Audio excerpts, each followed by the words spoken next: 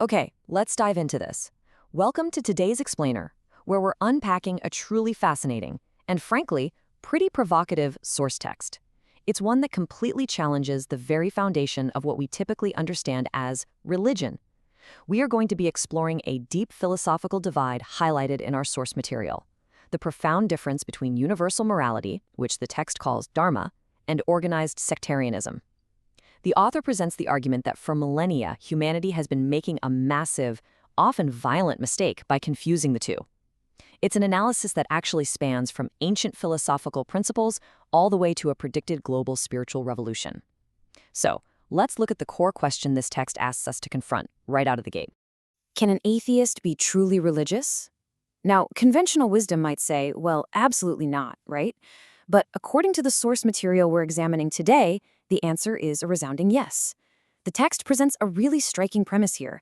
It argues that a person who completely rejects God, who refuses to perform any rituals, and who even actively criticizes religious hypocrisy can actually be far more religious than a devoted worshiper.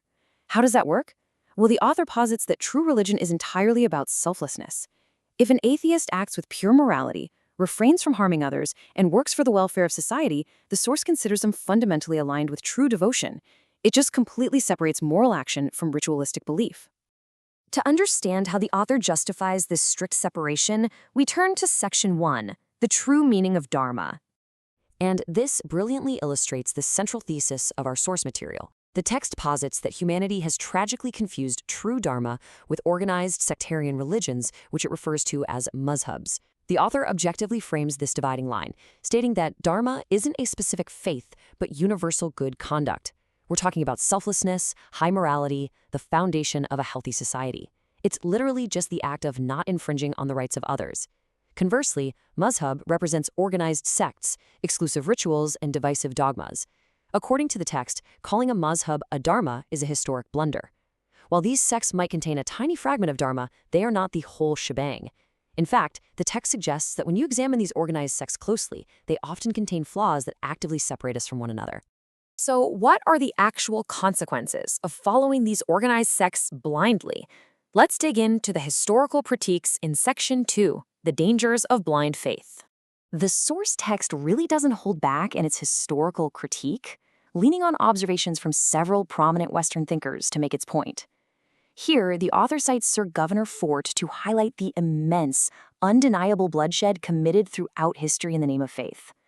The quote explicitly points out that organized religions have often taught people to hate and oppress their opponents, kind of fostering this dangerous illusion that God is actually pleased when you show bias toward your own sect.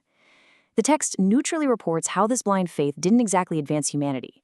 Instead, it brought mankind back to the, quote, brutal habit of breaking each other's heads. It is a stark reminder of the cruelty historically masked as divine duty. Building on that, the text examines the psychological control mechanisms of these sects. Here we have a quote from Reverend M. Reynolds, asserting that the promise of forgiven sins is absolutely dangerous. He compares it to an opium drug that just strips away critical thinking.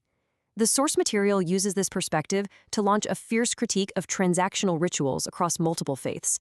It specifically references practices like Hindus bathing in the Ganges to wash away lifetimes of sins, Christians seeking baptism to drop their burdens, or similar transactional practices in Buddhism, Jainism, and Islam. The author argues that these are all false promises, essentially an illusion created to purposely derail human intellect and leave people in a sort of half-asleep, uncritical state. And you might be wondering, who benefits from this uncritical state? Well, the text introduces us to a specific archetype, the hypocritical religious leader. The source defines this as someone who secretly harbors a deep disbelief in the very dogmas they preach, yet maintains a strict outward pretense of devotion purely for selfish exploitation. Because the public has been lulled to sleep by those transactional rituals and blind faith we just talked about, they're perfectly primed for manipulation. These leaders, the author notes, commit the worst acts in private while publicly lecturing everyone else on morality. The analysis asks a pretty pointed question. If these religious rituals are so incredibly effective, why don't the leaders themselves genuinely practice what they preach? So, the crucial point is that things might be changing. The source cites philosopher Austin to assert that humanity is finally waking up, claiming the hollowness of religions has been exposed. The central argument here is that the global public is starting to realize that merely adopting a sect doesn't actually grant any real spiritual benefit. World peace, the author relays, is entirely dependent on universal brotherhood. And that is fundamentally impossible as long as we remain trapped in what the text boldly calls religious slavery. If the author is right, and the era of sectarian division is ending, what exactly comes next? Let's move into the solution phase in Section 3, the coming spiritual revolution. Now, what's really interesting about this slide is the sheer scale of the change predicted by the source material. It's massive. Citing the famous thinker H.G. Wells, the text forecasts an inevitable mass uprising. It predicts a near-future revolution where the public will actively fight back against those who have turned faith into a business. It's framed as this grand awakening, where everyday people will systematically dismantle the power of those who have made it a profession to mislead them. The world, the analysis suggests, is actively searching for a unifying belief system that just eliminates discrimination entirely. To paint a clearer picture of what this future looks like, the source outlines Professor Charles Eliot's specific vision for the religion of tomorrow, and it represents a complete paradigm shift. As knowledge increases, the text argues, blind faith will disappear. There will be an end to bowing before idols, an outright rejection of animal sacrifice, and a total end to trying to buy heaven with money or rituals. Instead, this future society will be guided by true patriots, selfless teachers, and promoters of universal truth. True morality replaces transactional salvation. In this newly envisioned era, the very definition of devotion changes completely. The source emphasizes that spending a few minutes a day on rituals or just reading holy texts, well, it simply won't cut it anymore. True devotion will equal maximum selfless sacrifice for public welfare. Actively promoting love, truth, and actively working for the betterment of society will become the absolute sole, uncompromising aim of a truly religious life. But here's the catch. The text claims this progressive, futuristic vision isn't actually new at all.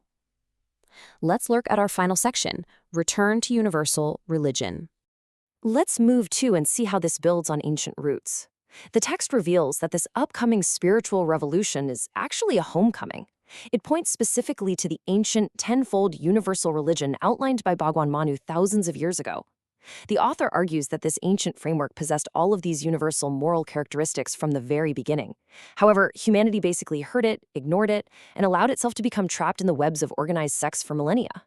Now, after thousands of years of suffering, the text observes humanity is finally desperate to return to the shelter of this original, universal Dharma, to find true peace.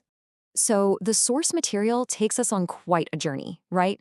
From exposing the historical bloodshed and psychological manipulation of organized sects, all the way to predicting a future where selfless public welfare completely replaces transactional rituals. It challenges us to look past the superficial differences of mazhabs and really embrace the foundational morality of true Dharma. So, based on the arguments presented today, I'll leave you with this. Are we finally ready to replace the chains of dogma with the freedom of universal humanity? It's a really profound question to consider as you observe the world around you. Thank you so much for joining me for this explainer, and I hope this deeper look into the source material has sparked your curiosity.